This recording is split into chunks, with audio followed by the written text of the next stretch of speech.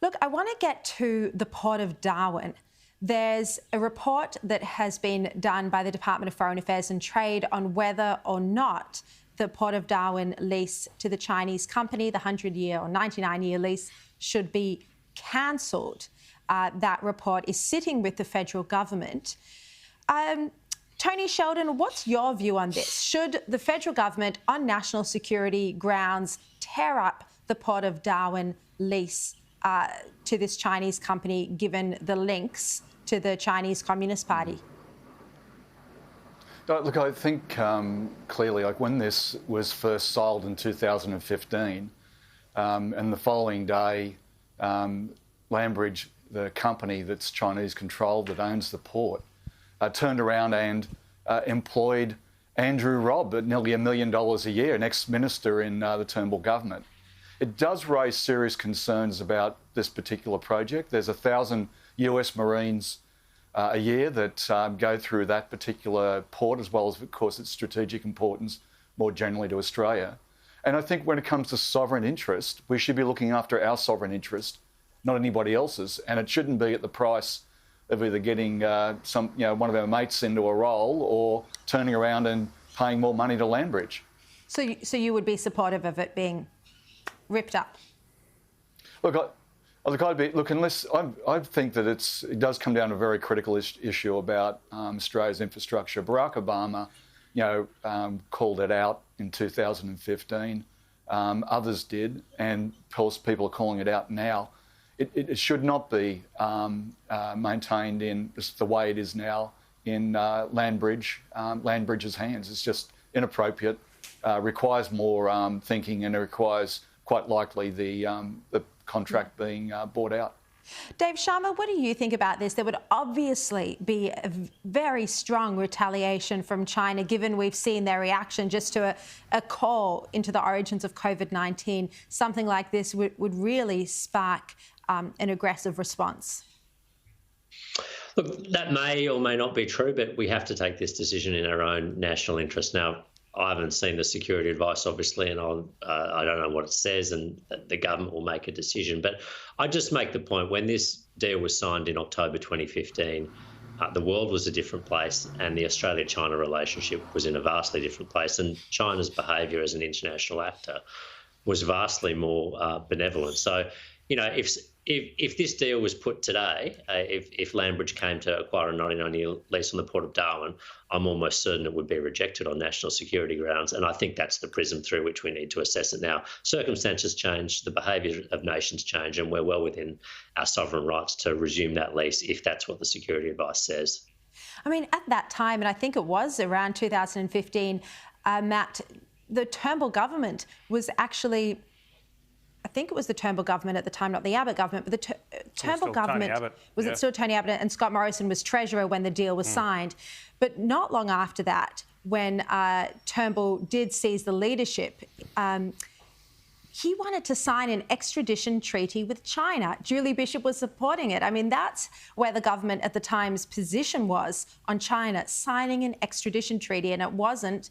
And that would have gone through if it wasn't for people like James Patterson. He led the charge. He walked out of it. He stormed out of a party room meeting. He was then supported by Andrew Hastie and others.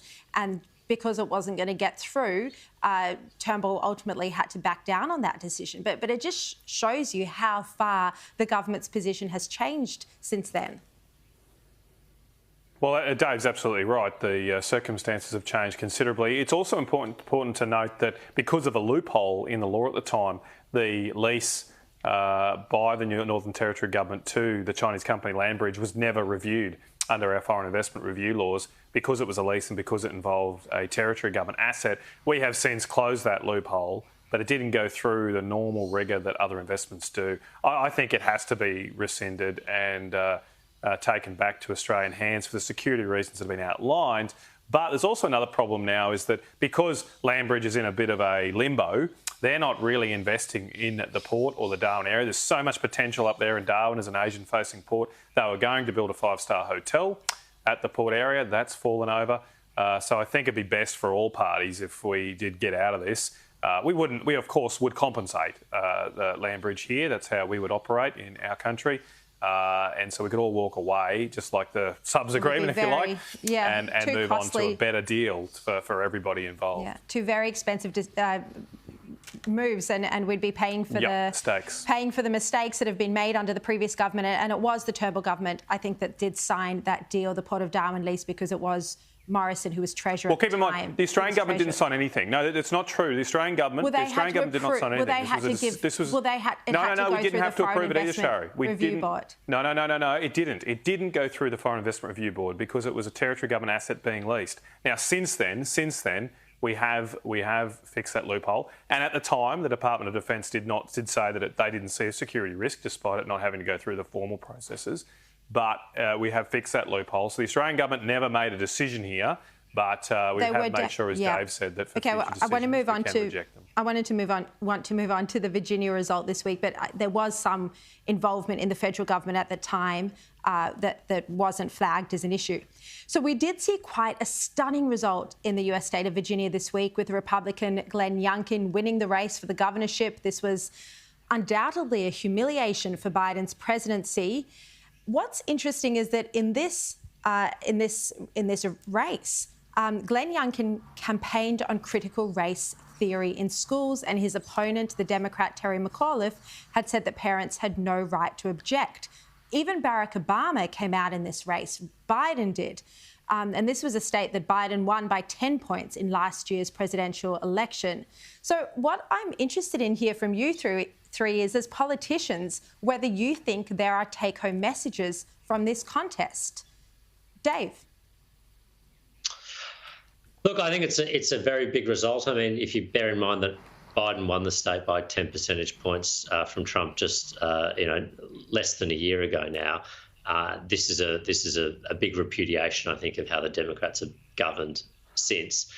I think what it shows is that the far left part of the Democratic Party in Congress is controlling too much of the agenda and setting too much of the pace, if you like, and ordinary Americans. I mean, Virginia is no longer a deep red state. It's been a bellwether state now for at least a decade. And what it shows is that ordinary Americans are uncomfortable with some of the things that the far left of the Democratic Party is pushing, be it critical race theory or any number of other things. And Glenn Youngkin campaigned very successfully against those. Yeah. Very quickly, Tony, this is a rejection of woke issues, isn't it? Look, I think I think the lesson for us here, and the lesson is actually in the US, and that is that don't keep flying in all your leadership coming into your campaign. Deal with what are voter concerns. And Youngkin did deal with those voter concerns from crime issues, education and jobs. And that's a critical issue. And I think on the flip side of that this week, we've seen the Biden get through his $1 trillion infrastructure project with the support of the minority leader, the Republicans, Mitch McConnell, in the Senate. So there are some significant changes, and I think that they hopefully will learn a lesson about it is about what really affects and are the concerns of people that are in your electorate and within our community. Yeah, I've really got to go to a break, but very quickly, the final word, Matt Canavan. Well, we've got the same issues here with our education curriculum going woke, and there's in our curriculum at the moment, there's going to be more criticisms of Christianity than there is of communism, and we've got to fix that because parents don't want this woke agenda taught to their kids.